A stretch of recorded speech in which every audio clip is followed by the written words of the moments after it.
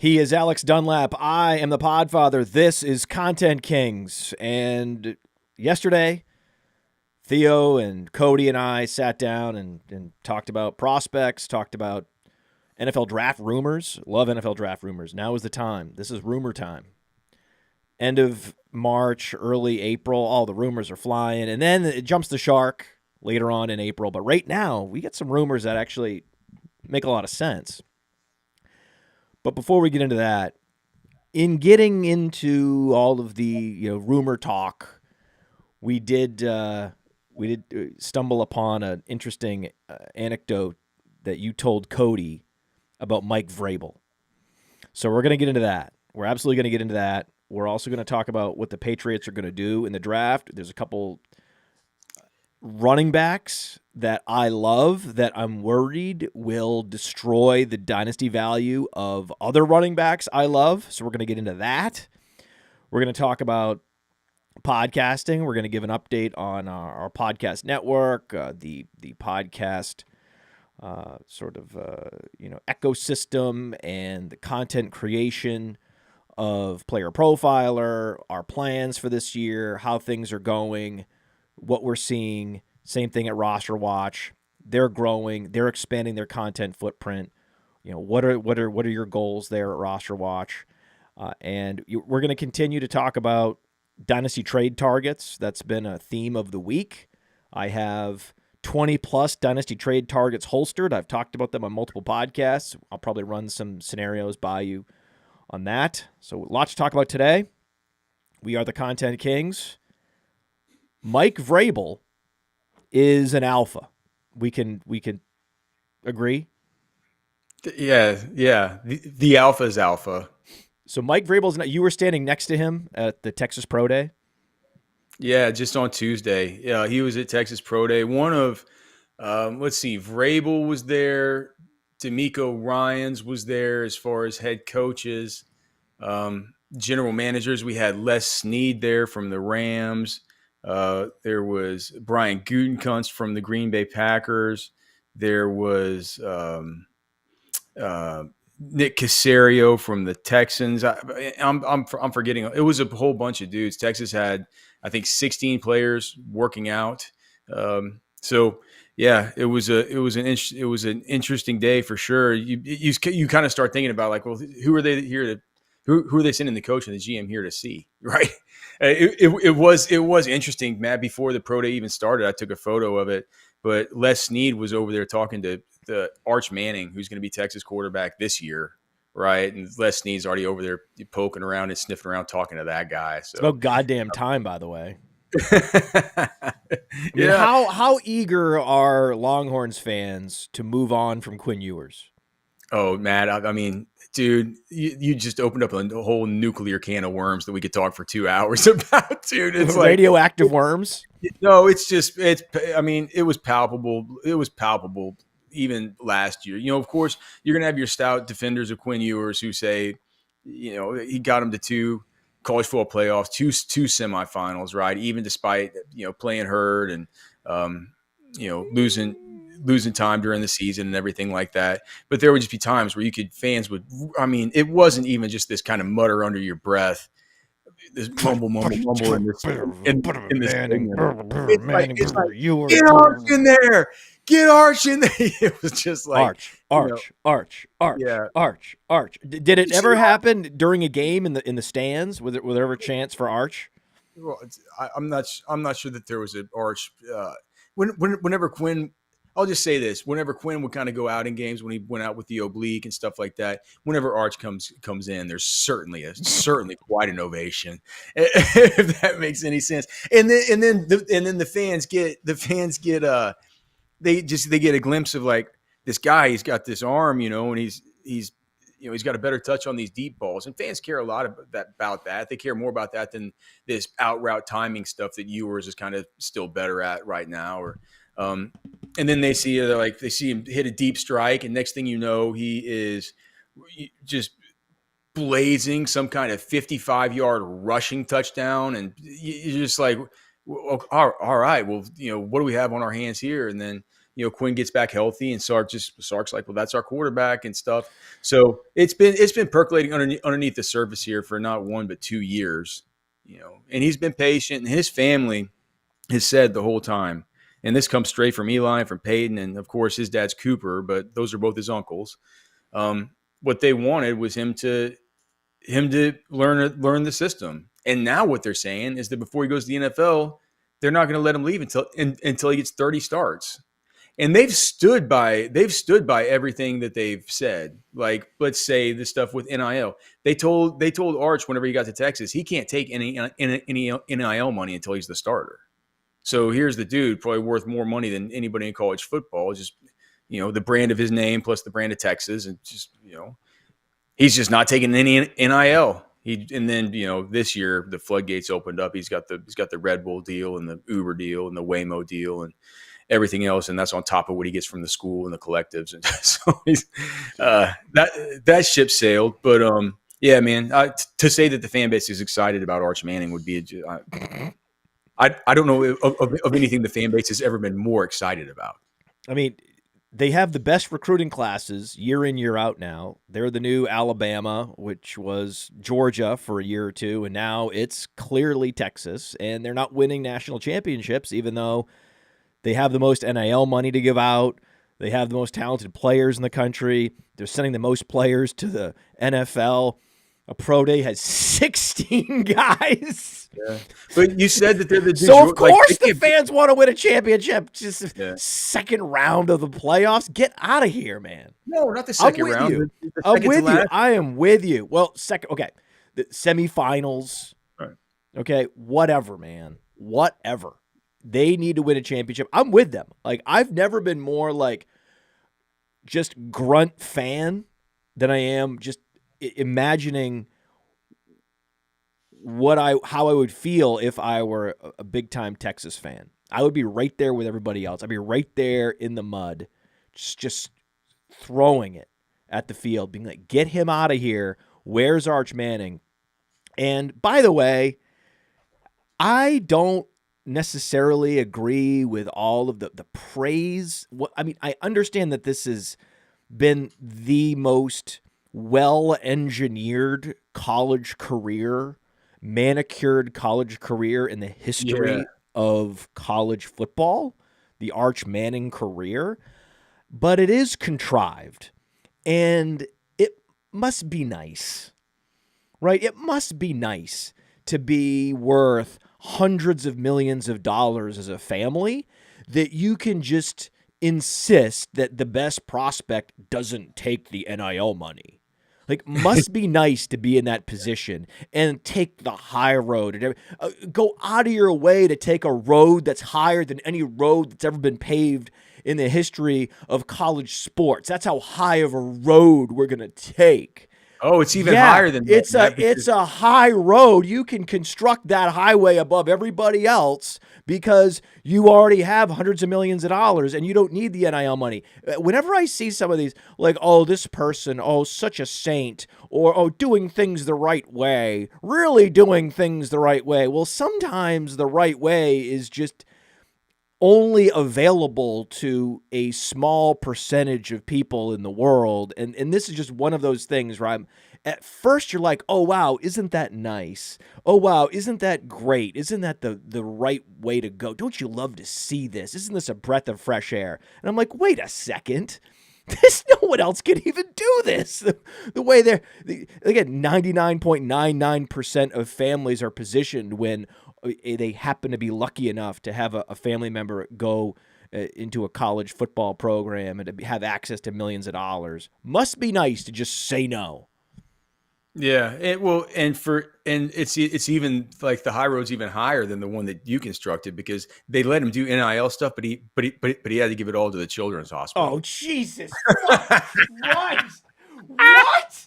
These people. I mean, again, it's great. I mean, congratulations. Your yard looks perfect, manicured, just absolutely perfectly. But must be nice to be able to hire 17 gardeners.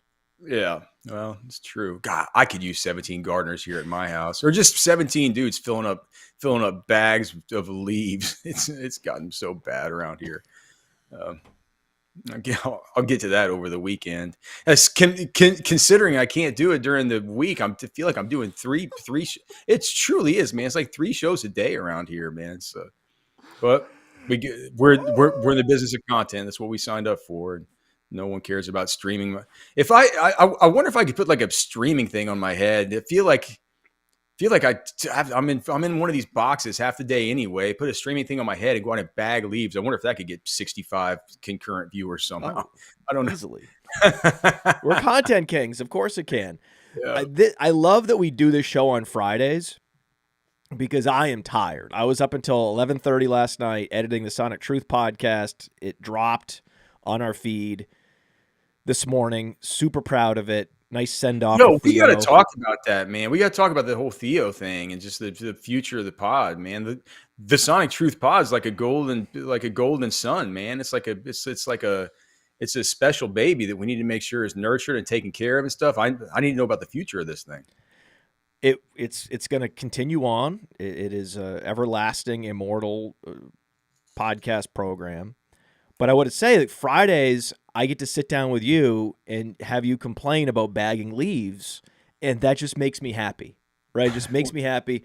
I'm doing show after show after show. I have so many shows I'm double booked or I'm accidentally missing a podcast with Alan Seslowski. Alan, we will podcast. We are going to get a podcast in, Alan. I know that I missed the podcast. I had it on my calendar. I don't know what happened. I completely spaced. We're going to make it happen. But it would have been the 7th podcast that I did this week. And knowing that, and looking at my calendar is packed, right? Meeting, podcast, meeting, pick up my daughter, meeting, workout, pick up my daughter again, meeting. I have an 8 p.m. meeting on Friday.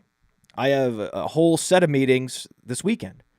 It's what it is. It's a decision I made when we decided to become a fantasy gaming company and a content company.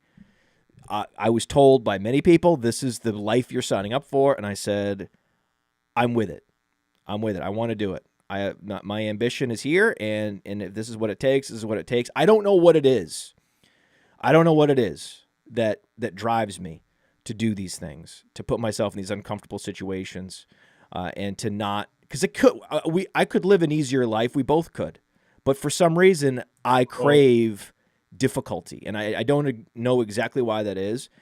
I know that I grew up on a farm. I was, it was in northern Maine, where I am mucking stalls at night, where it's like 4:00 in the afternoon. You have to understand, 4:00 in the afternoon in January in the state of Maine, in northern Maine, it's dark out. It's been dark for 3 hours. It's dark. It's dark. And so wild, you get home from school and the sun's going down. Okay, so you're walking home. There's all those grisly murders up there in the Stephen King books, man. People have seasonal affective disorder. I think my parents have that. I think they're always cranky. Yeah. That's right. I could see it. It's got to be. It is a thing. I know it's a thing. So I'm walking home with the wind, blasting in my face, 15 degrees if I'm lucky, right?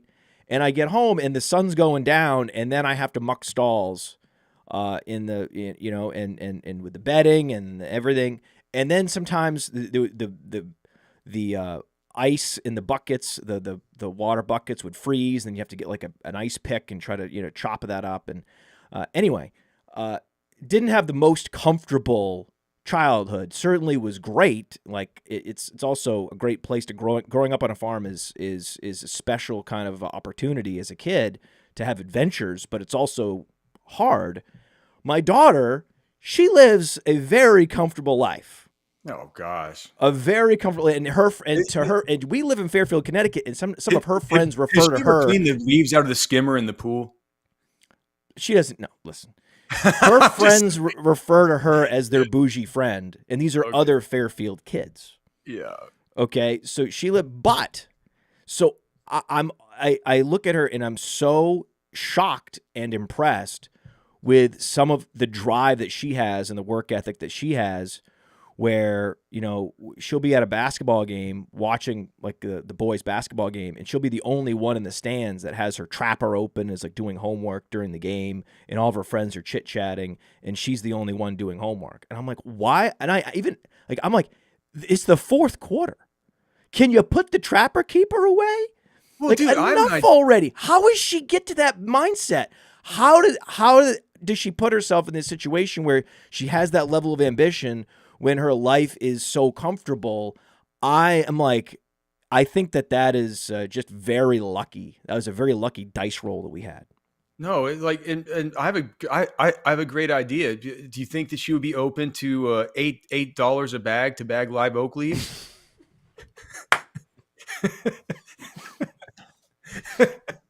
She'll do it. She'll get after it, man. She could probably make I think it's like the leaves. They're only. I'm only talking on the parts of my property where it's like down to the chicken coop. So it's like just kind of the house and the yards, the pool area. I don't even care about down on the property. It's like that. The leaves can be there for all I care. You can throw them down there. But even last year, whenever I did this, this was a 70 bag project during this time. Live oaks lose leaves twice a year, 70 bags. She could make $8 a bag. She could make like $560. Oh yeah. I've had her out here picking weeds. Okay. Well, and doing great, with like a little hand shovel, getting in there with getting the roots out. Yeah. Impressive stuff. And yeah, so I don't know where that comes from. I'm so, like I said, #blessed on that. And we were very fortunate, as you mentioned, to have a person with an incredible work ethic in Theo, writing articles, producing podcasts, being super active on social media. You can't replace that, right? I am Billy Beane. I run the Oakland A's. I do not run the New York Yankees. I'm not out here competing to overpay for fantasy analysts. Must be nice, right? I don't have Manning money, right? Must be nice to be able to afford that. So we have to just hope to develop talent, and we developed Theo. I mean, Theo is Jason Giambi. He is exactly Jason. He looks like Jason Giambi. He was a prolific MVP player for us. And now he's going to another team, and because they realized how valuable he is, and we just simply don't have the capacity to afford him anymore. And so we are forced to make difficult decisions, just like we did with the Sonic Truth show. Losing Nate was a big loss, right? Losing Cody, years ago, and Josh Larkey, these have all been big losses. And there's been questions all along, like, how do you come back from this? How do you rebuild and all these things? And it's like, well, we don't have to rebuild. We're just going to continue to build on the things that Theo built will stay. Like, he built press coverage. He built, a lot of people bookmarking our fantasy content.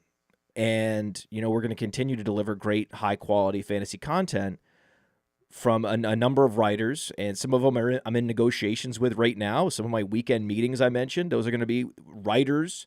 Like, as soon as I get the news from Theo, and he gave me weeks of notice, something we talked about on the Sonic Truth show that he felt very proud of. He's like, I'm going to give you a month's notice.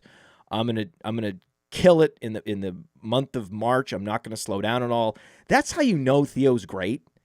Is that 80+% of people, they would coast the month of March knowing they were going somewhere else. He did not. It was his idea to do the bold prediction show this week. And I'm like, man, when he asked me to do a bold prediction show, I was like, first of all, that's a great idea. Second of all, fuck, I hate losing you, man. You can't teach that. Like I said, there's some things you just have to be appreciative of, that the universe aligned for you, whether it's your daughter picking weeds or it's Theo doing bold predictions, which he doesn't have to do. A lot of these things he doesn't have to do. He just does them. And he helped us build this podcast network that we have. Like, he introduced most of the content creators, 32 beat writers. Like, he introduced them to me because I'm, so thinly stretched, and he is so deep. Like I'm like this thin, very shallow body of water, and he is one of these abysses where he drills all the way down to the bottom of the ocean, and he knows all the best people in Dynasty, all the best people in best ball, all the best people in fantasy. And so that's how we built a network that has high stakes, best ball, Dynasty, seasonal leagues, everything all stacked up, NFL draft. So it's going to be a little bit more on my shoulders initially, and piecing it together, we're going to have to replace Theo Greminger in the aggregate. And knowing it's not going to be even back to 100%, we might find 30%, 30%, 30%, and then we get to 90%. That's the best we can do. Do you know if we ever have to replace Trash Man, it'll like, what is it whenever you get to the opposite of the aggregate? It's like you hire somebody new for a lot cheaper and you get like 5X.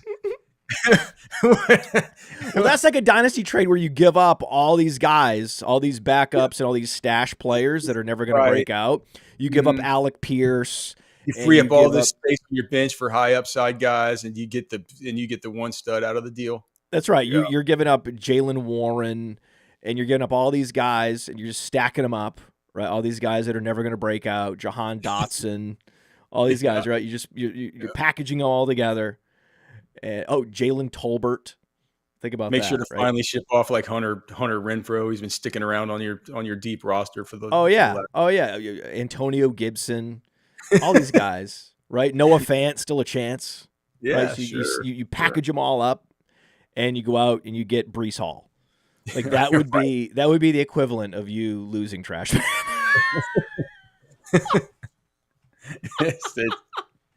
It's kind of true, man. I'm just wondering what the opposite of losing Theo. Yeah, it's a bummer. It is a bummer. Yeah. So what are all these shows that you're doing? Trash Man does do it now, a daily show in the morning. He does one at 9 a.m. Central Time where he just does like news of the day, and he just does it solo. Cody and I now, we have the Rosterwatch daily show, and that's it. Usually around noon Central, 1 p.m. Eastern, and that's 45 minutes or an hour. It's just NFL draft or redraft, best ball, dynasty, whatever we can do. That thing's been picking up steam, man. So we're going to keep doing it as long as people keep watching. And then, of course, I have the stuff I got to do for Orange Bloods, which that's interesting. Cody and I do that too because Cody works at Orange Bloods now too. And so we have that nightly show, and that's also about not just the Orange Bloods content, but also about dealing with the sponsors. And Cody and I got into the beef jerky game. So we're selling our beef jerky, and we're soon to have some new grilling and spice line stuff that actually be out soon. So slinging that stuff. And yeah, man. So like I said, you have a jerky? Yeah. Four of them. Orange jerk, jalapeno lime, cowboy blend, hot honey, and smoked garlic. What's the name of it? It's from Texas Beef Traders. It's called FW. It's called Football with Friends Beef Jerky. It's a terrible name. Well, but that's the name of the show. It's Football with Friends. Gross. Really? That's the name you came up with for the jerky? The jerky's more than the show. What are you're doing the beef jerky to promote your show? Well, all right. So Football with Friends is fun as hell. That's the thing of the show, and so it's called Tasty as Hell Beef Jerky. No, by Football with Friends and Texas Beef Traders. Tasty as Hell by Football with Friends. That's the name. Yeah. Right. So what is that? An acronym? We can't. Is that like an 8 to 9 character acronym? We cannot keep this on. We can't keep it on the shelves. So whether you like the name or not, no, you're a good pitch man. You need a little bit improved branding. Can I give you a name? Sure. Burnt Orange. Oh, it's I'm not broken. I'm not fixing what I'm not fixing what it broken, man. We can't keep it in stock. like it's doing really well. So What is jerky? Jerky is essentially overcooked beef. You cook it so long that it actually lasts forever. No, it's smoked. It's I know smoked. it's smoked, but like it's smoked for a very long time. Yeah, but with ours, with ours, the cuts are a little bit different because for one, this all comes from um, one herd of animals where it's like they have bovine nutritionists there on staff. There's no vaccines, there's no antibiotics, there's no steroids, there's never any shots. It's all non-GMO feed. Anytime that's supplemented with the grass feed, the herd's never commingled with any other herd, and we get the jerky from the sirloin cuts. And so it's like it still has a pull, but it's a little bit kind of, it's got this kind of natural sort of tallowy sort of stuff on it, and it's but just isn't your audience primarily fans of the Longhorns? Yeah, and SEC and SEC recruiting. So the packaging should be the Texas packaging, the Texas burnt orange color pattern, and then you could just call it burnt orange. That's what I would do. But but you did something else. Give us the full 9-character name, the 9-character acronym, and the. Well, it says FWF, and then it says TBT. So Football with Friends, Texas Beef Traders. Then it says across the top, Tasty as Hell, and it says beef jerky, and then it's got the flavor underneath it. Okay, it's Tasty as Hell. Tasty as Hell is not bad. Do you have a little devil? Do you have a little devil fork? No, of course I'm not going to have any. I'm not going to have anything about the devil on my products. No. But with a little flame or something? How about a little flame? No, no, man. It's like saying something's tasty as hell. Like that doesn't invoke Satan. Okay. No, listen. Tasty as Hell could just be basic enough. Life is Good. Life is Good is a great brand. It's great. Tasty as Hell could work. Tasty as Hell could work. Tasty as Hell, but you don't want to embrace the hell part. Yeah, it's fine. It's fine. The problem with that acronym is it's TA. Yeah.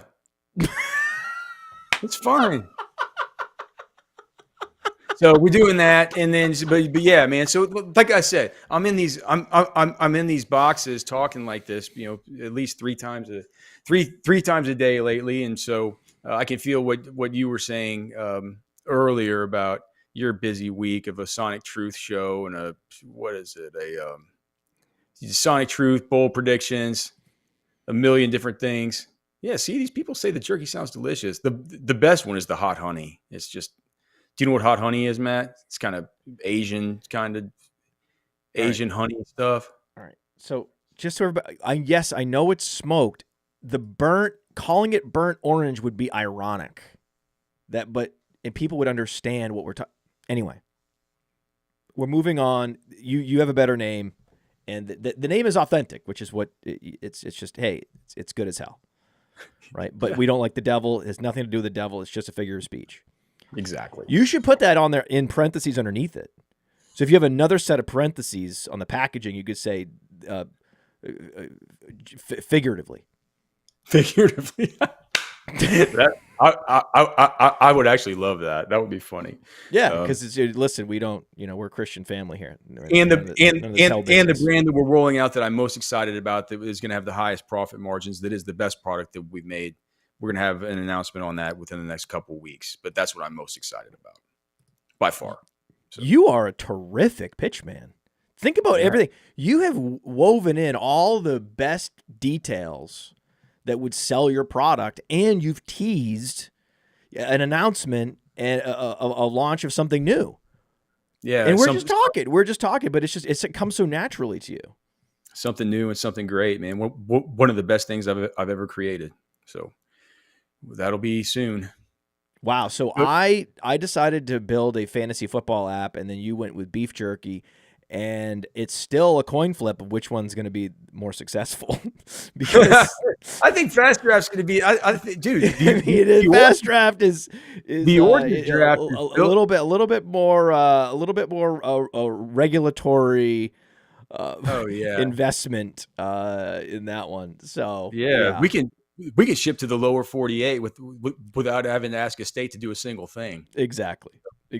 So mine's a little bit easier to scale. In terms of once all the states have approved it, but in the meantime, yeah, we're very fortunate though. I mean, the Origins all rookie game It's I mean, so I'm looking it's up almost every half time I look full. up, there's a new draft happening, and you're in all these drafts. You're doing the turbo mode. So what you did is you just submitted your rankings, and you said, I want 10 teams with these rankings. I want 10 teams with these rankings.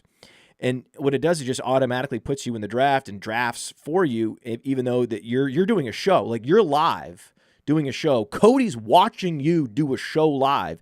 He's drafting live against you, but you're not even in the draft room. And then Cody's complaining to me. This is how it comes full circle. Alex is sniping me. And I'm like, how is that even possible? He's doing a podcast right now. Oh, it's a turbo mode order. So you're sniping Cody in anonymity without even being live, without even being aware of it. That's got to be a good feeling. So now that you've had a bunch of teams drafted with this turbo mode order, where is your portfolio? How many players or teams have you drafted in Origin so far, and what are your highest rostered players? Before that, just one thing. Speaking of Cody, he just texted me. This is, I think it's of substance. So Cam Skattebo had his private pro day today. He didn't work out at the Big 12 pro day in Dallas. And apparently Dane Brugler is saying that at his private workout, he ran a 4.65. So that gets adjusted to a 4.7, which is clearly not optimal. I don't care. I still love Skattebo, but I was thinking he would be more of a 4, kind of one of these guys that runs a 4.54, and we had just adjusted up to a 4.59, maybe right there on the precipice of a 4.6. So a little bit disappointing there. And but you knew it was going to happen when you saw he didn't run. What? He didn't run at the combine, so you knew something was up. Or at the Big 12 Pro Day. You know, and that's what Cody was saying. This dude's hiding. This dude's hiding. I'm like, dude, Scat doesn't hide from nobody, dude. He's going to be fine. And that's a little bit of a disappointing time. With that being said, I'm not sure how much I'm going to have to maybe adjust a little bit. Okay, so the Origins exposures. Let's see. Go to Origins. Or wait, I don't go to Origins. I just go to exposures. There's a little tap the portfolio button. Right there in the bottom, there's a portfolio button. What do you want me to read my guys over 30% or something? Just talk about the guys you have the most of, like your top 3 guys. Who are your top 3 guys? Okay. My top guy by far is Jarquez Hunter. I have Jarquez Hunter on 61.9% of these teams. Oh, dude, if Jarquez Hunter hits, man, you're going to be so teed up.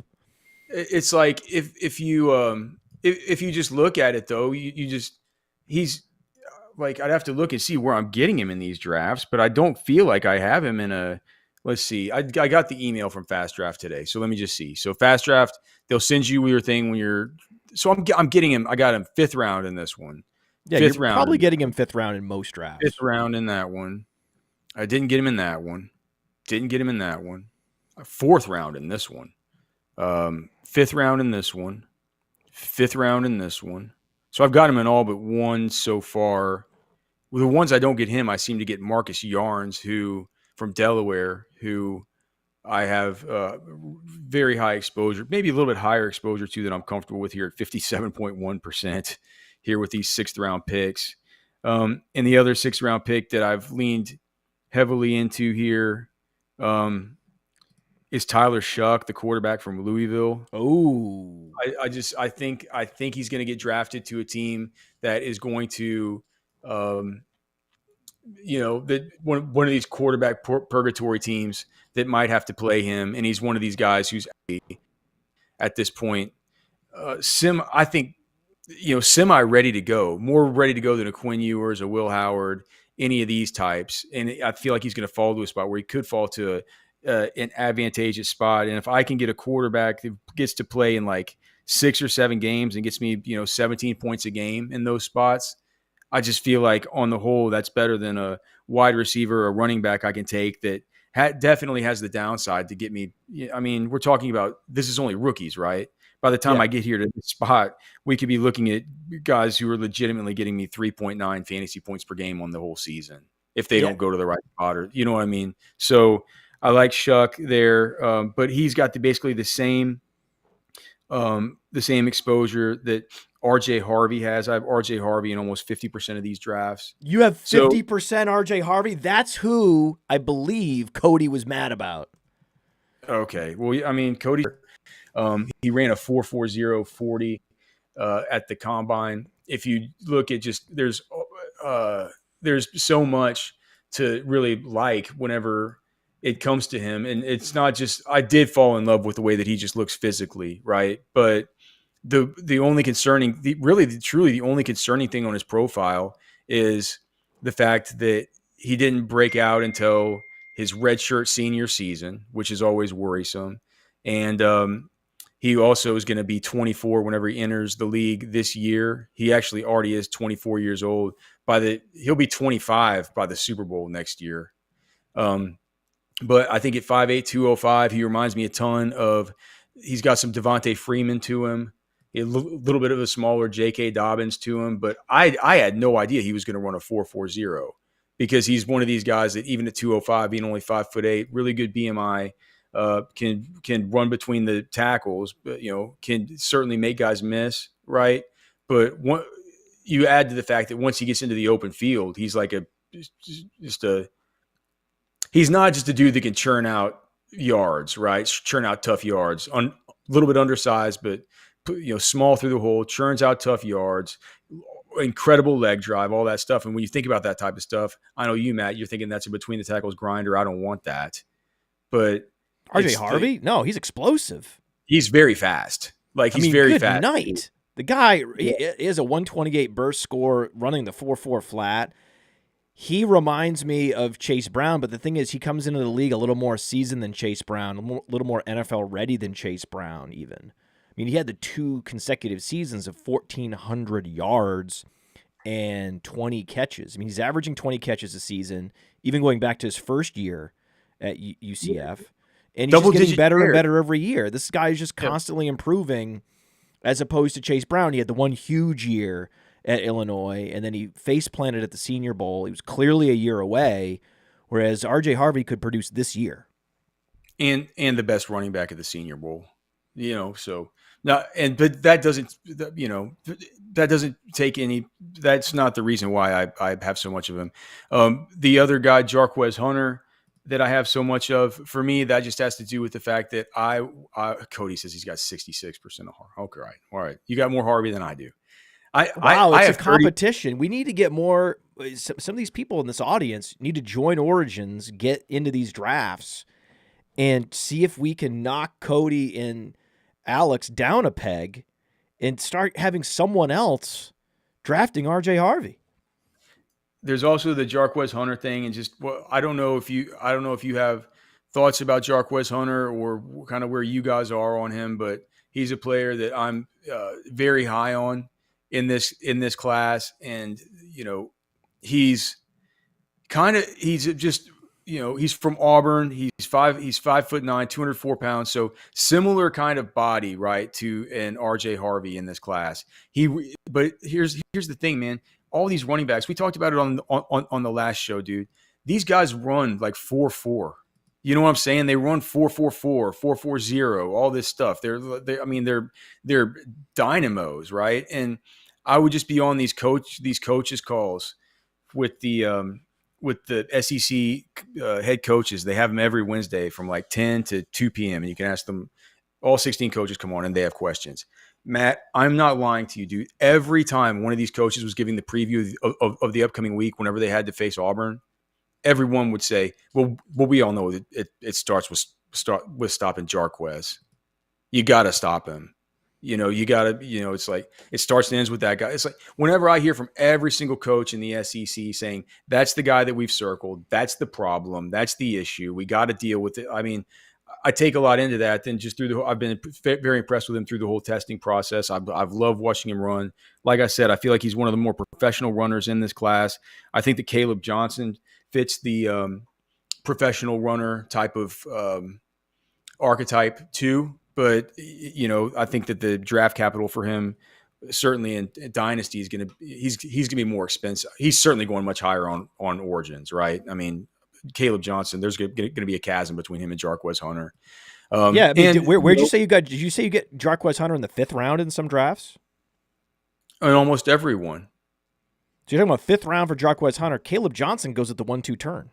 Yeah, right. Yeah. So that's what I'm saying. That's like a chasm of difference, right? Yeah. And look, I mean, Caleb Johnson looks like, I mean, if you walk into a room and you see these two guys, you're going to say, and you just want to pick the dude that looks the best, you're going to point at Caleb Johnson and say, well, I want that guy. He's 6'1", he weighs 220 pounds, beastly monster. And you turn on the tape and you're an outside zone team, you're going to, like, Caleb Johnson is going to be a great fit for you. An incredible zone runner, great patience, presses the gap, waits for the, waits for things to open up, man, and just a really good vision as far as outside zone and some inside zone stuff. There are people that think that Caleb Johnson is only good when the plays are blocked up for him. I don't think that that's true. I think he's just good, and he's got good blocking. But just the difference in price, and you're talking about a guy that's almost we're talking about a 4.44 versus a 4.57. I think the way that their bodies look, Jarquez is just as compact. He doesn't weigh as much. There's probably a little bit more of an injury risk, but the BMI is probably close to being the same. So Hunter for me is just an excellent value, and then the other guys we can just talk about it, like the other ones that it seems like I'm heavily exposed to the most so far are Marcus Yarns from Delaware, Bashal Tuten from Virginia Tech. Wide receivers I'm most heavily invested in. Well, hold on. So Tuten, okay, Tuten is, I think, it's such an obvious buy. I thought that he would pop higher and his ADP would correct more quickly on Origins, but it's taking a while. And even today, in the drafts that are happening today, you're seeing him go lower than I thought, right? So guy ran a 4.32. And what's interesting is with Jarquez Hunter is the perfect example, the quintessential sort of exemplary player of why this class is so much deeper than last year. Because what you saw last year was people taking shots on tight end in round 5 and 6 on Origins, taking shots on fringe wide receivers they just thought had a chance to maybe make a roster and get in there. Remember Brendan Rice? There were so many players that just didn't fire at all in round 5 and 6 last year. It was very top-heavy, an incredible first round. We're not going to see a first round like that on Origins for years. But this year, it's all about the depth. It's not as top-heavy, and it's going to be a lot more about, whereas last year it's like, hey, did you get Bucky Irving in round 3? Did you draft Tyrone Tracy? That was the key to victory last year in Origins. This year, I think it's going to be... Who in round 3? Bucky Irving. Oh, yeah. Well, I mean, the top 5 teams all had Bucky Irving, at least. Oh, yeah. And he always went in round 3. Maybe one got him in round 4, but mostly round 3. And then the thing is, though, if you were going to get Irving and Tracy, the way to do it would be to get Irving in round 3, even if it was a reach, so you could get Tracy in round 4 last year. I think this year there's going to be more picks in round 5 and 6 that really wag the dog in the Origins game. Oh, for sure. It's just, I mean, it's like we talked about last time. I said, as you go through the process, I think you'll begin to agree with me more and more that it's like, there's going to be guys who are going to. Cody and I did this thing the other day where we, look at that comp for Bashal Tuten, CJ Spiller. My comps for Tuten are, let's see, we have a couple of them. These aren't all mine. Some of these are Cody's. Cody's is Justin Forsett. I kind of what? I kind of see him as a. I like DeAndre Washington for him. I think he's better than DeAndre Washington, but. That kind of play. Do you remember David Wilson if he would have stayed healthy? David Wilson, sure. I think he looks to me more like Tevin Coleman. But he's not as tall as Tevin Coleman, and he doesn't run as upright as Tevin Coleman. Correct. Yeah, he's a squat version of Tevin Coleman, and a squat version of Tevin Coleman is guess who? CJ Spiller. Yeah, but I mean, I think I'm actually gonna steal that comp from you, Matt. I'm gonna add it into my sheet here. Sure, Not go that I ahead. mean, yeah, probably half the analysis I'll be doing with this will be, there at the draft house, so it won't be. Yeah. But yeah, but on my little cheat sheet here of comps, I'm gonna add in CJ Spiller. I think that's a good one. Oh, one of the So phone calls, because again, we have to mix in business talk into the show. One of the phone calls I'm making today, if I have time, I got to call this place in Tampa where we're going to do axe throwing. That's going to be our team building event in Tampa. Because again, you know what happened, right? You know, I was trying to book an Airbnb in Green Bay, and I mistakenly got the Airbnb in Tampa Bay. yes, I've heard the story. I've heard all about it. I need to hide these alerts on this thing from I guess my cousin might have just got engaged. Hey, good for you.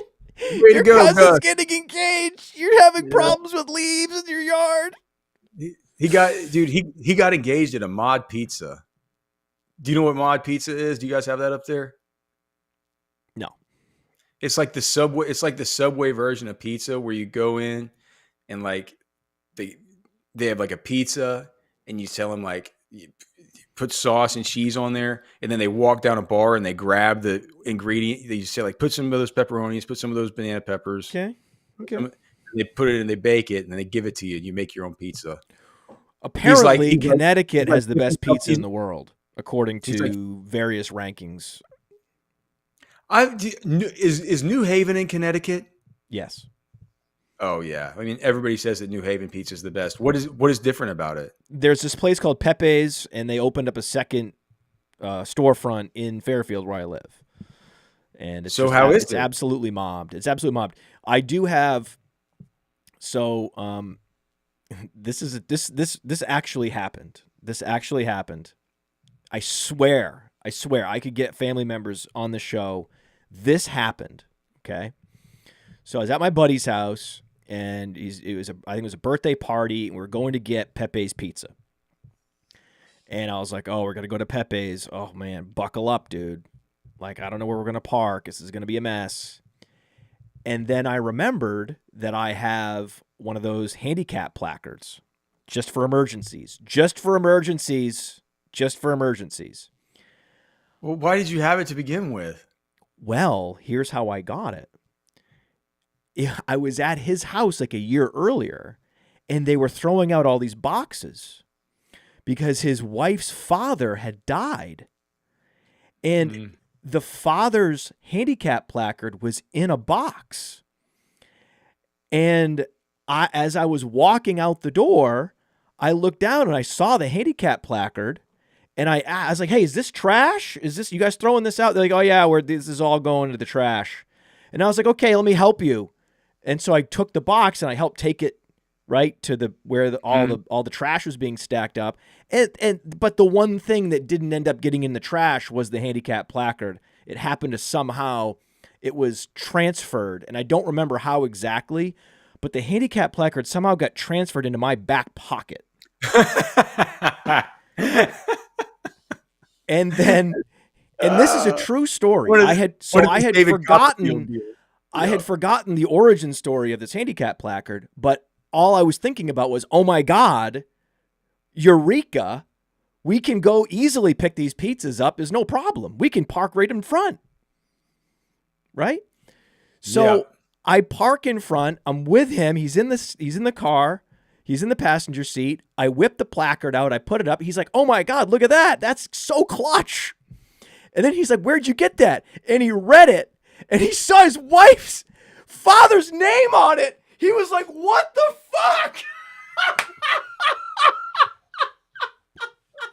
That's not where I saw that one going. He's like, this is the creepiest thing ever. I was like, listen, man, it's a long story.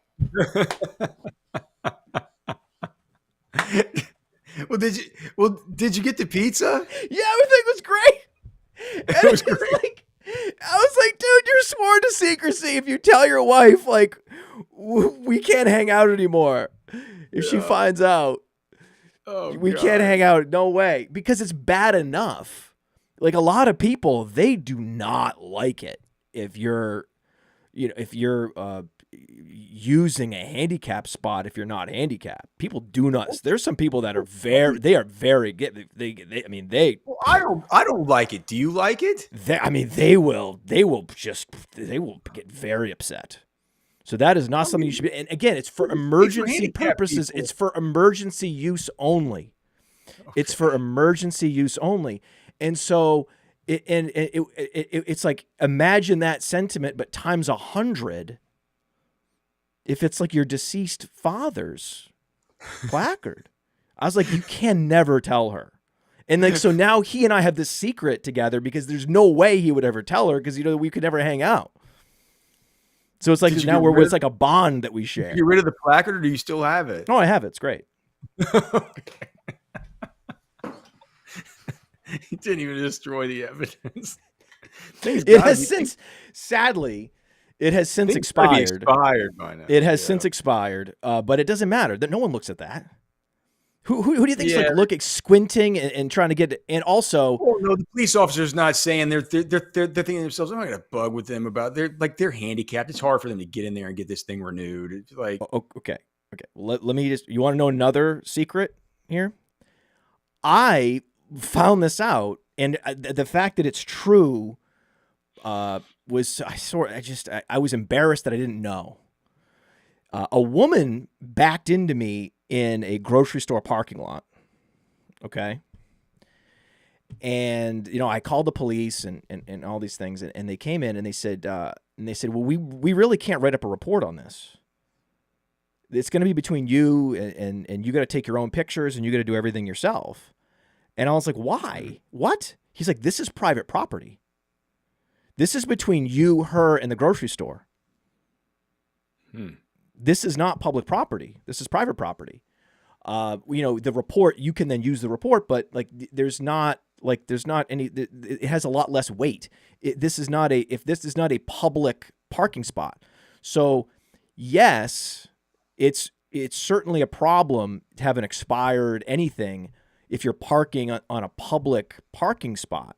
But most of the situations where you would use this, it's actually a private parking lot, in which case there's just like, maybe a hired security guard, and they're not going to look at like, what's the expiration date on this thing? Yeah.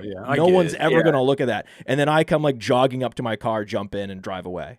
Yeah, but there aren't meter maids at like H-E-B or Publix or Kroger or whatever, right? It's private property, so it's actually problematic. That's why you have to drive more carefully in parking lots than you do on the street, because you actually have less recourse.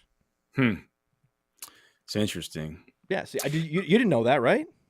I do. I've just been through it, man. I got my truck back from the body shop yesterday from somebody backing into me, and it was something where it's crazy. It's crazy, man, how people just lie. He admitted right there that he backed into me, all this stuff like that. So we exchanged insurance. He's like, I'll take fault, all this. And call the insurance. They say, no, he's saying he doesn't know what you're talking about.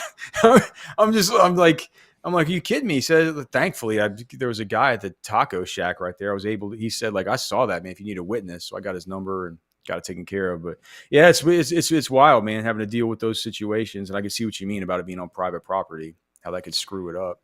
Can I talk about the wide receivers that I have the most of? Yeah. About your, again, this is why I love this show. When you say, I could just explain, we don't get the same kind of views and download numbers to this show that other shows get, because we don't talk about as much football. And that's okay. That is okay. There is a segment of our audience that is here to get 50% football talk and 50% handicap parking and raking leaves. Yeah. So there's that. Listen, we understand that. We understand that. But if you do like this, so the one thing I would ask is, if you do like this show, share the podcast, like it on YouTube.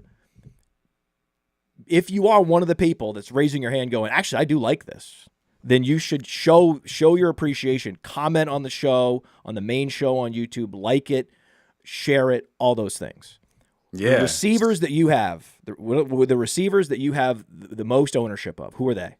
Well, because I think it's important to remember we've talked and talked and talked. Running back heavy class, right? We're interested in running backs in this class, and I'm not sure.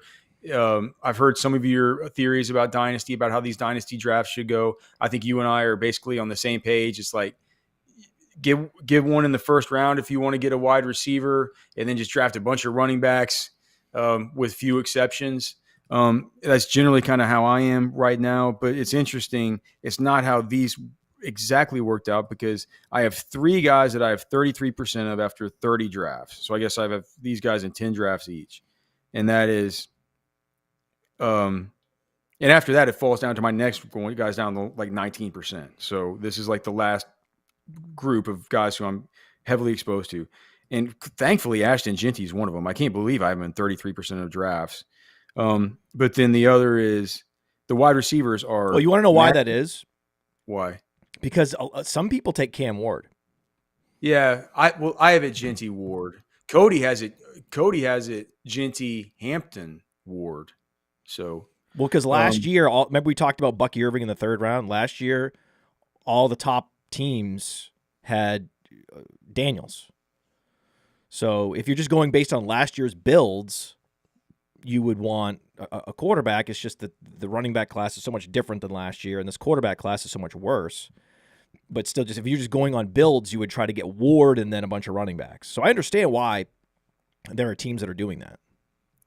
So the 2 wide receivers at 33% are Matthew Golden from Texas and Jack Besh from TCU. And those are 2 guys that I really love. We had a tweet go viral about him. Who? Golden? Jack Besh. Do you know who Jack Besh looks like? He looks like Cooper Kupp meets Puka Nacua meets Ben Skowronek meets every single Rams wide receiver ever drafted. I think he's probably going to be a Los Angeles Ram. Let's see. Why don't you go ahead? Rosterwatch should retweet this. Have Rosterwatch retweet this. We're at 34 retweets and 270 likes and 57,000 views. Jack Besh, dude, he was one of these guys at the, obviously really fell in love with him at the Senior Bowl. But if you just look at, just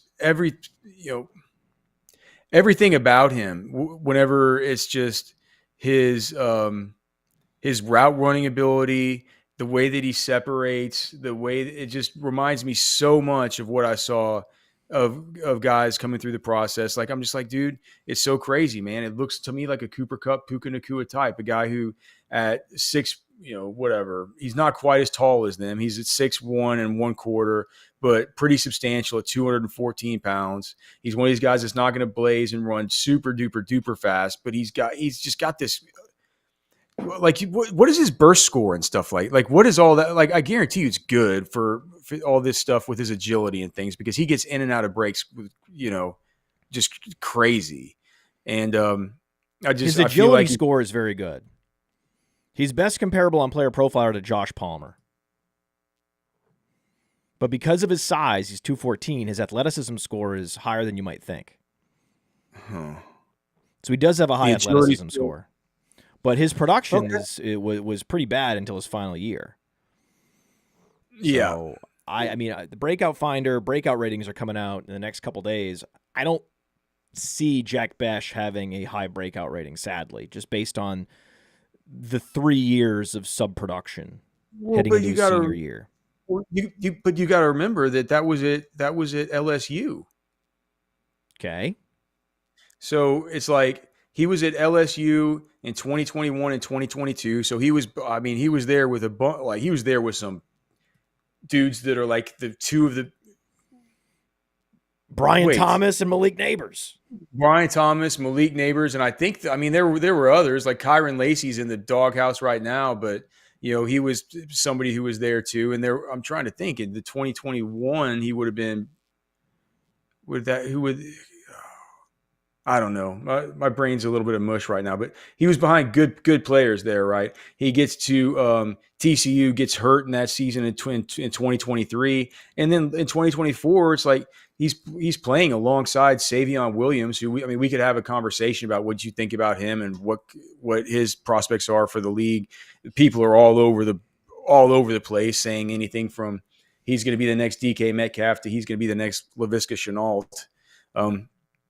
But obviously it's somebody who he had to account for there. What does you guys have? Cedric Tillman. That's interesting. I just imagine Cedric Tillman lining up though, and looking like he does his best work as a wildcat quarterback, and then you have Savion Williams. You know what I mean? So it's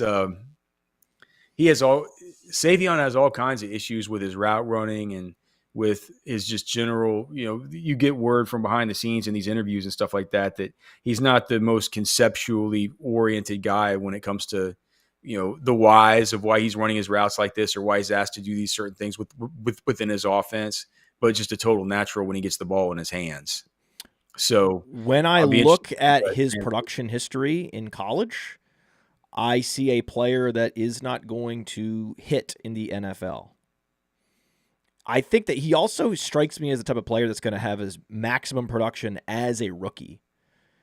Guys with this type of profile, the team typically tries to get them involved in year one and then gets discouraged and they shelve them. This is, like you said, this is the Laviska Shenault corollary. This is a very common situation with guys like this. Yeah. So, regardless, it's still Cedric Tillman's probably a bad comp for him based on this. This is just an athleticism and production related comp.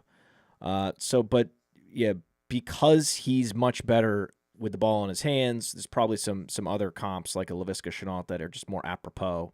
And that's why we're talking about this now. We can go back and look at the comps and we tweak some things based on just what is common sense heading, because we just want to get these comps right, dialed in perfectly heading into April. I mean, I think the most obvious comp, the first comp that we came to, and I heard Todd McShay say that this is the perfect comp, is Cordell Patterson, because how many of these wide receivers in this class who you could legit see coming into an NFL offense and their team just saying, move him to running back. You know what I mean? It's like Savion is a guy who you could legit see that happening with. And he's kind of the same, around the same size. Probably doesn't. Too tall. Nah. I mean, Derrick Henry's 6'3". He's pretty good at it. Okay. Thank you. Thank you, Alex. Picking the one guy. The exception that proves the rule. Thank you, Alex. Well, he's the king. He's the king. So those are your picks. I like them a lot, man. Yeah, man. I like them a lot. But you're generally running back heavy. Yeah, but and this year for sure. And this year in best ball, I have a completely different scenario as for I'm running back heavy, but this year in best ball, dude, I don't do all this work for sport, man. I don't do this for my health. I do this for the people that listen to my daily shows over on Rosterwatch on the YouTube or the radio show or read the website, or the people listening here. Like, doing these best ball drafts now, you got to take a bunch of wide receivers early now. It's not like last year. It's not about getting, Jamar Chase and then being able to get Saquon plus plus the plus the Derrick Henry plus the whatever the. So the best team last year started with Jamar Chase, then Saquon, then Derrick Henry, then Josh Jacobs, then Alvin Kamara. Yeah, and then Kamara. Like, that was the team. It's the team I had. It was just the fifth guy that guy beat me on. Right. You were second. And all you had to do. The thing is, the cool thing about FastDraft is there's these boosters like we have for showdown slates, where you can put a guy you can double up his production or 1.5x his production. And the default is the first guy you draft slides into that double up chair. But you could get creative to get unique. And you and pretty much everyone in the top 5 of the Flex 4 game last year, had any of you put Saquon in your top booster, you would have won. Oh, are you kidding? Oh yeah. But everybody just left it because it's just defaulted. So you don't take it's a new game. You just take it the team and move on to the next team, and you don't go back and ever update your boosters. So it's a good exercise to go back and say, okay, I have 55 teams or I have 20 teams, and I'm going to go in and I'm going to maybe take a few of these and I'm going to get a little bit of variance here and there, and switch the boosters up a little bit, especially if you have two teams that are very similar.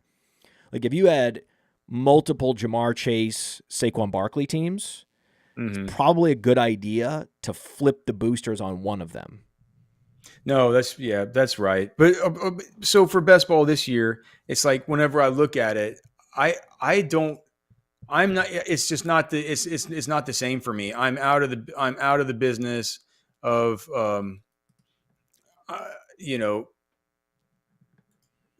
last year I wanted, like, if I could get Jamar Chase, I was going to get Jamar Chase, but if not, I wanted, Saquon, I wanted Derrick Henry, I wanted these guys, right? And then I'm like, I'll be fine with getting into the third round and just go ahead and reaching for Malik Neighbors, right? That was kind of the big part at the very beginning. And then what happened was, through the course of the draft season, I tweaked it to where there were just the pockets of guys that I really liked, right? Whenever I look at the pockets of guys I really like right now, if I can't get Saquon Barkley, Jahmyr Gibbs, Bijan Robinson, one of those three at the beginning of a best ball draft at value, I'm just basically, maybe I'll want to get some Ashton Jeanty, but this year I'm out on the Derrick Henrys and the Achans and Josh Jacobs, Breece Hall, Kyron Williams, even maybe like Chase Brown, all that. I'm forgoing those guys. You're out on Breece Hall? Yes. What? I'm out. I'm trading for Breece Hall in Dynasty. I think Dynasty could be different, Matt. I think he's at least he's gonna have a new team at the earliest this year, at the latest next year. That's a good point. So obviously, with the whole new team dynamic, this is different for best ball than it is for Dynasty. I think Aaron Glenn's going to go in there, and he's not an offensive minded coach that understands the nuances of everything, and he's going to say, I saw what my old offensive coordinator had with that Sonic and Knuckles thing with Jahmyr Gibbs and David Montgomery, and I'm going to do that with Braylon Allen and Breece Hall, and I think it might bite into his opportunity share. But so that's just one reason. Another reason was, man, like I was a little bit kind of taken aback last year by Breece Hall. It just did he did not always pass the eyeball test to me last season, the way that he did to start his career. But regardless, whenever like guys like Breece Hall are going, I want to come out of these drafts with guys like Malik Neighbors and like Brian Thomas or Drake London or Jackson Smith and Jigba, or when guys are taking the Josh Jacobs of the world, I want to get like McLaurin or like you know what I mean. And then this way, my favorite drafts that I've seen are the people drafting at the 110-201. Yeah, in the Flex 4 game, getting Malik Neighbors and Brian Thomas back. Brian Thomas Jr. Yeah, I mean that's exactly right. So cool.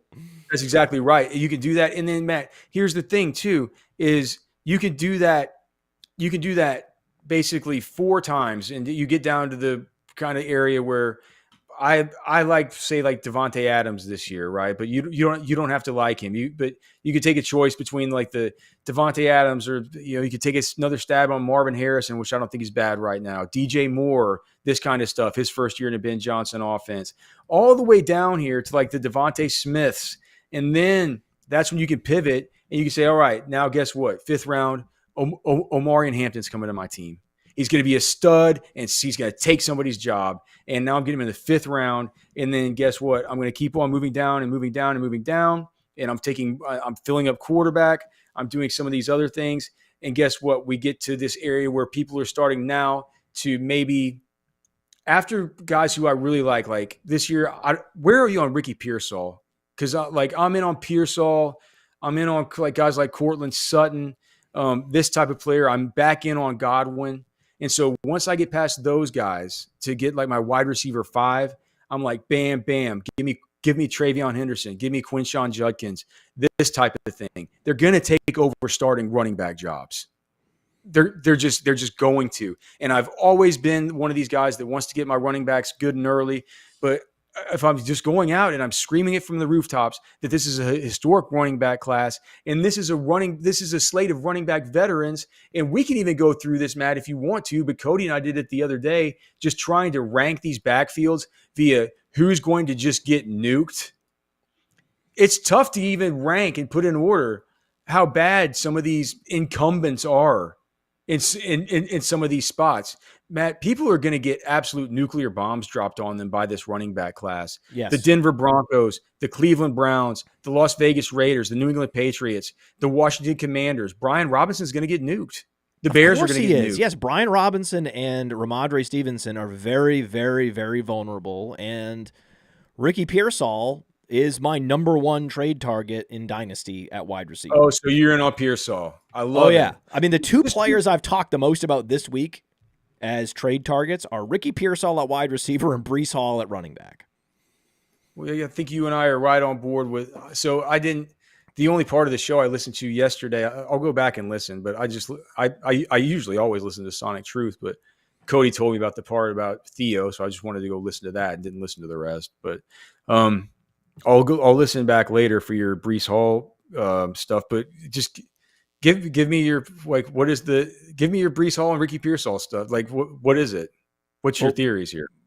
Breece Hall, I mean, he is a target earner, one of the most efficient players, commanding targets and then actually rolling up yards after the catch out of the backfield, and he can run routes. Like his target depth is one of the highest in the league among running backs. Like he's just a fantastic receiver, an elite receiver, but he also has the speed and the explosiveness to slash through the middle, slash outside, get outside, turn the corner. He can do it all. And for whatever reason, the Jets have misdiagnosed and had a massive failure of self-scouting. He is going to end up on a new team as early as this year, because I think it's very possible that the Jets replace him in the draft, or at least draft yet more running back competition. At its very worst, they could draft Jeanty.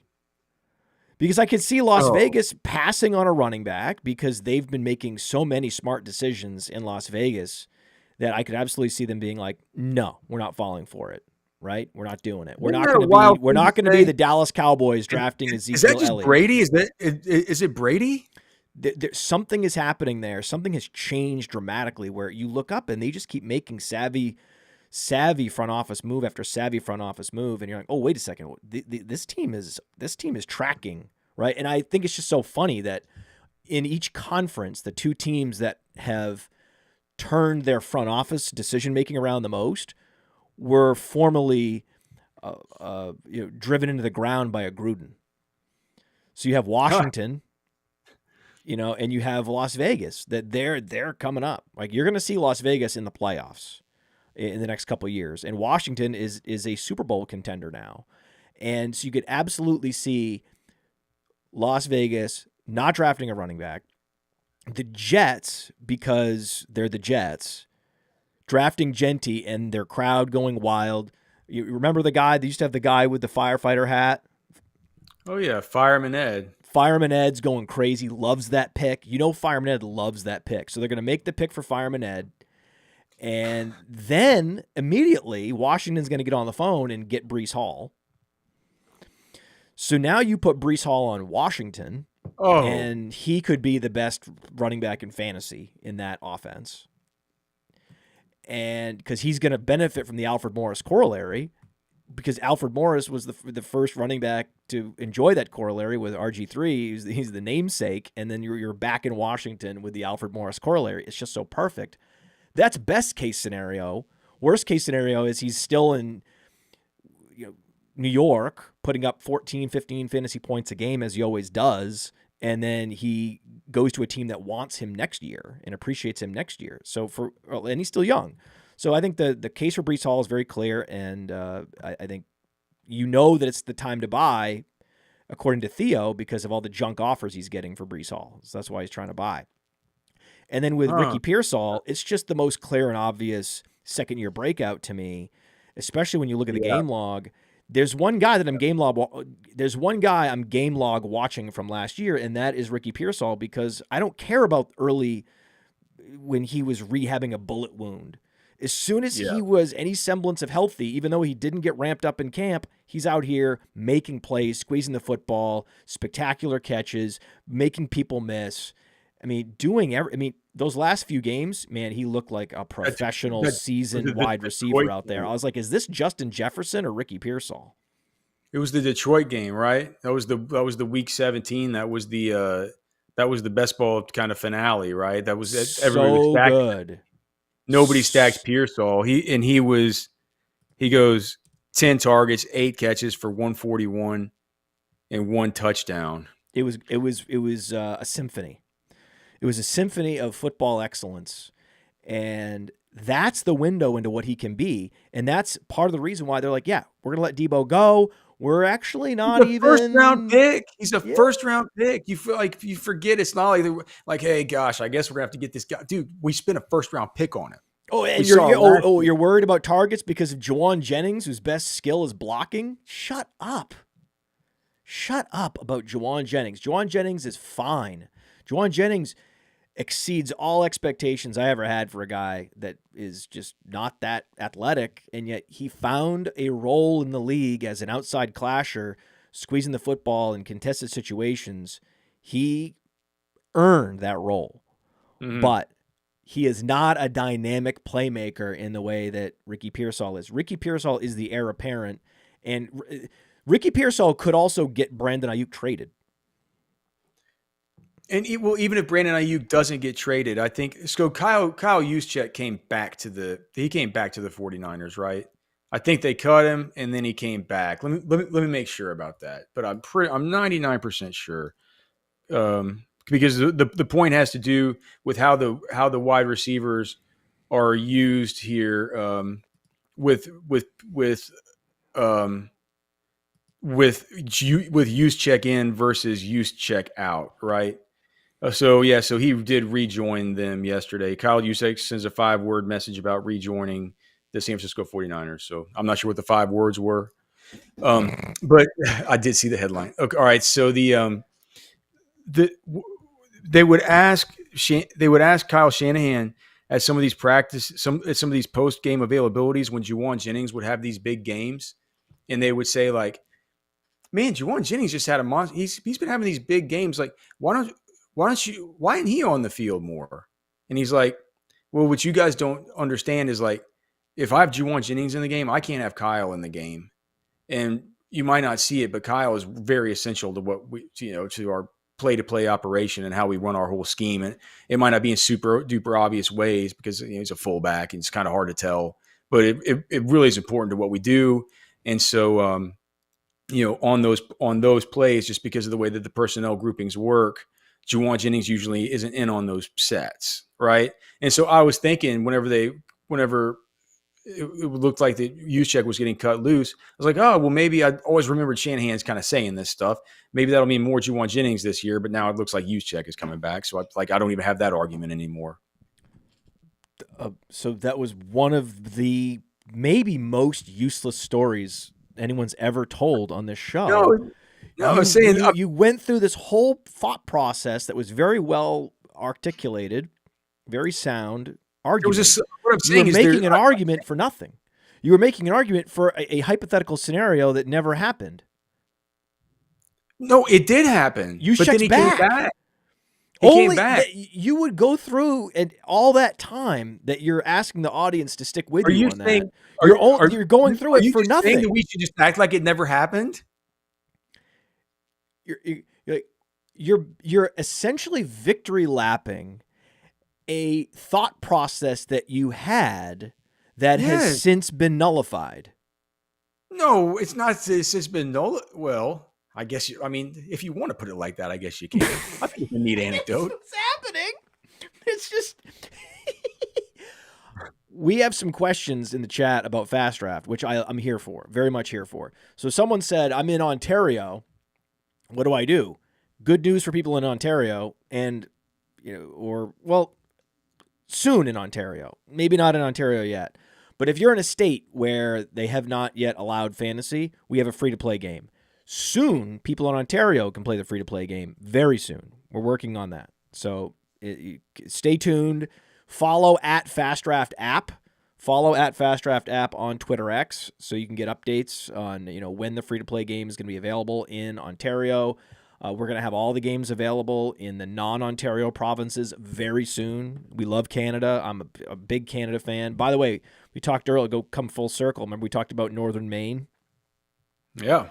My wife to this day brings this up because she just can't believe it. In school, we used to sing both national anthems. No. Yes. Dude, I'm closer to the Mexican border than you were to the Maine border, and there's no way. Like, I don't even know what the Mexican national anthem is. Oh, Canada, my home and native land. She can't believe it. I was like, yeah, we used to sing both. We used to have both flags. We had both flags on buildings.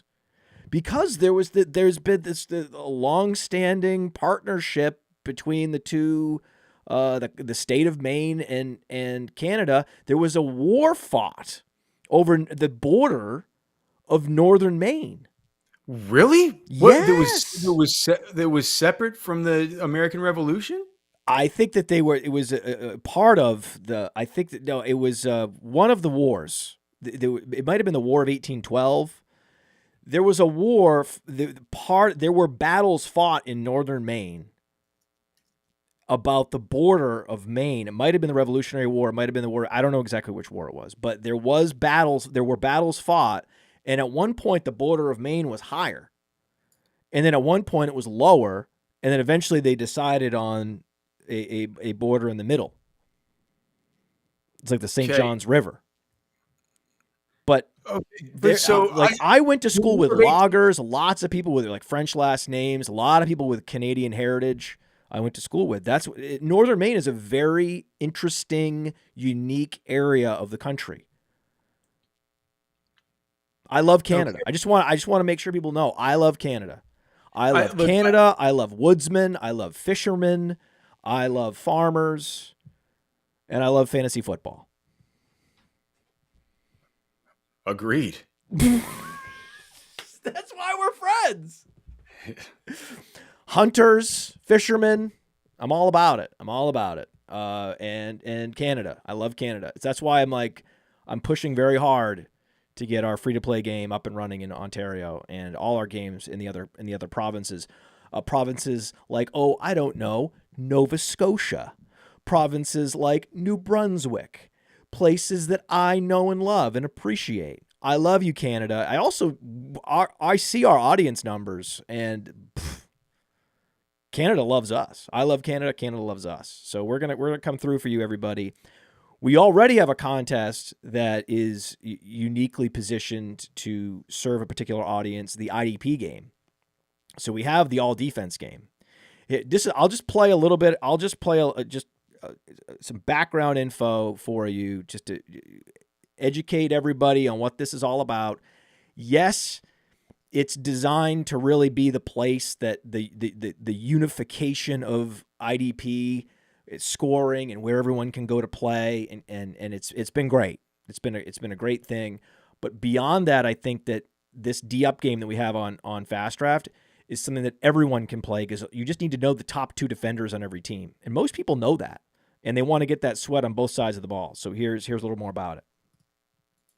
I am proud to announce that FastDraft now has an all-defense game called D-Up. That's right, fans of IDP finally have a real money best ball game that they can play. No more manually setting up leagues every time you want to do a draft. No. Now you can play for 10 grand, 2,000 to first. Could draft up to 30 teams, all defense. And the best part? Balanced scoring, tackles for loss, pass breakups. It all factors in. Just draft 6 defensive players, top 4 into your lineup every week. It's that easy. It's so easy that this isn't just for IDP people. If you love the NFL, then you'll love this game. And for the first time with FastDraft, you can sweat both sides of the ball on Sunday. So use your host's promo code to get a $25 deposit match, and you'll love this D-Up contest because it's about time we got one.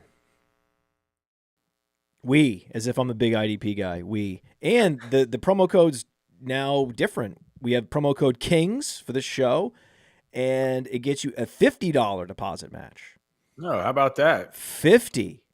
It must feel cool, Matt, to have $50. all those terms and conditions there that you hear from all these big like sports books and stuff where you got to dial 1-800-999-HOPE-NY in New York of all the. Do you have to say all that stuff? No, there's a disclaimer across the top. Did you see that? It Or has you all can that. just so you don't have to say it. You can just put it on. Well, I put it could up if I there. needed to. I can talk very fast. Well, dude, I could do some of those fast live reads if I need to do that. If I need to go to HOPE-NY and 1-800, I can do that. Some of them are very, very long. Some of them are very, very, Very long. I can do it though. All right. Well, If I had to, I'd do it. At least you're prepared in case it needs to happen. In case it comes up.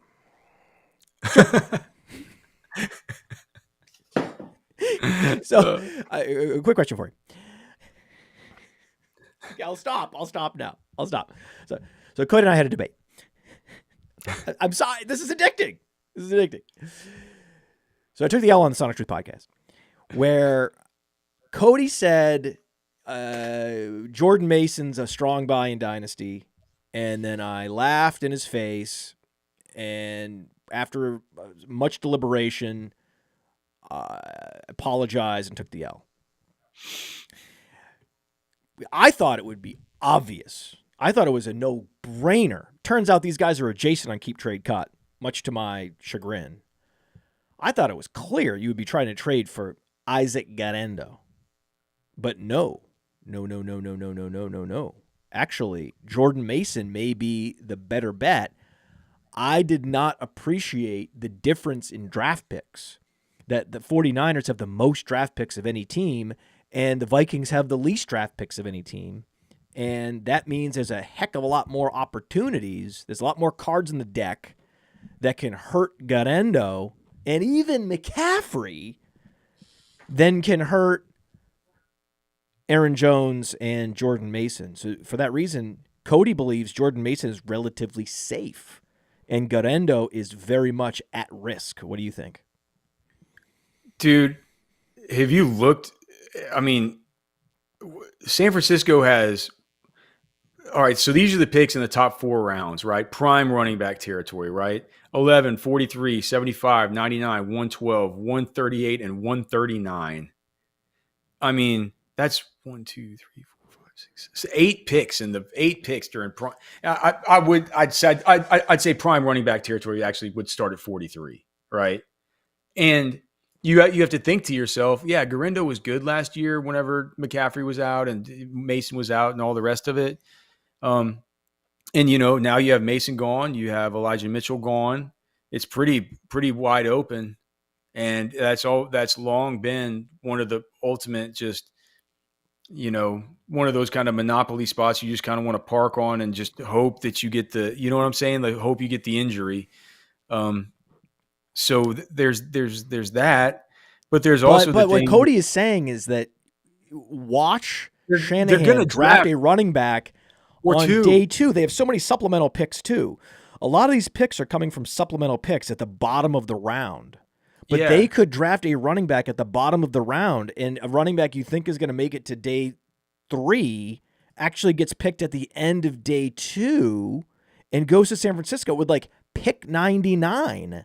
They could get RJ Harvey at pick 99. They could get Bashal Tuten at pick 99. This is what Cody is saying. And that would certainly drop an anvil on Garendo, but it would also siphon a few touches away from even McCaffrey. There's a possibility. Yeah, for sure. And like you mentioned, it's like you look at Atlanta with only the 4 picks, Minnesota with only the 4 picks. These aren't golly, just goes to show how we talked about the backfields that aren't safe. how safe is Bijan Robinson and Tyler Algier when Atlanta's got 4 picks in this draft? My goodness. But yeah, dude, I don't think that you go out and you sign Aaron Jones to 2 more years and bring in a guy like Jordan Mason, who like league winner Jordan Mason from last year. Now, he didn't win you down the stretch, but he got you off to a super fast start. He was a guy that in DFS we were having to pay up, $7,500, $8K for this guy on a weekly basis just because of his usage was so elite by the end of it. What, is he 25 now? 25. Pick 138, pick 139. San Francisco 49ers. I take it all back. Gunnendo is a very risky pick. It's still an upside move. If you can get him inexpensively in Dynasty, absolutely do it, right? Christian McCaffrey has the highest risk of injury of any running back in the league. And if they do end up using pick 138, 139, end of the 4th round, that's not the end of the world for Gunnendo. Gunnendo's still the veteran. He has the experience. He has the seasoning. So it's still a very sound move to trade for Gunnendo, but it's not the smash over Mason that I thought it was. So I just wanted to retake the L, because that's now what I'm. And now I'm a masochist. I just love taking these L's now. Please, by all means, if you have great fantasy analysis like a Cody Carpentier, like a Jax Falcone, Theo Greminger, Alex Dunlap, come on the show. Feed me L's. I'm hungry. I'll take them. Alex, we did great. We did great work here. I can't believe the time flies on the show. We take us out with a hot take. With a hot take, I don't care that Cam Skattebo ran what's going to be adjusted to a 4.7. He's still gonna end up being a top 5 back in this unbelievable class. You're wrong. From the Podfather to you, I deeply appreciate you tuning in. And many ask, what can I do? What can I do to help support the hosts, the research they do, the production costs? Go to PlayerProfiler.com. Dynasty Deluxe, World Famous Draft Kit, Rankings, DFS Dominator, and of course, data analysis. Subscribe to any one of those, and you support all of us and take Player Profiler to the moon.